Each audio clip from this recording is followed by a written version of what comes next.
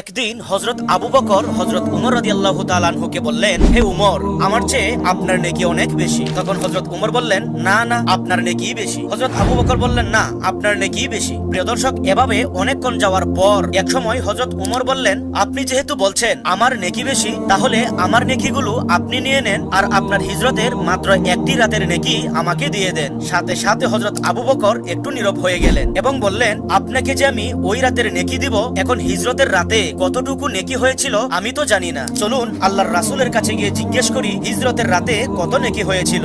এরপর দুজন নবীজি সাল্লাল্লাহু আলাইহি ওয়াসাল্লামের কাছে গিয়ে হিজরতের রাতের নেকি জানতে চাইলো। তখন নবীজি সাল্লাল্লাহু আলাইহি ওয়াসাল্লাম বলেন, আবু বকর, এই পৃথিবীতে যত ধুলাবালি আছে, আসমানে যত তারা আছে, এমনকি পৃথিবীর সকল মানুষের নেক যদি এক পাল্লায় রাখা হয় আর তোমার হিজরতের এক রাতের নেকি আরেক পাল্লায় রাখলে তোমার হিজরতের একটি রাতের নেকির পাল্লাটাই ভারী হয়ে যাবে। সুবহানাল্লাহ।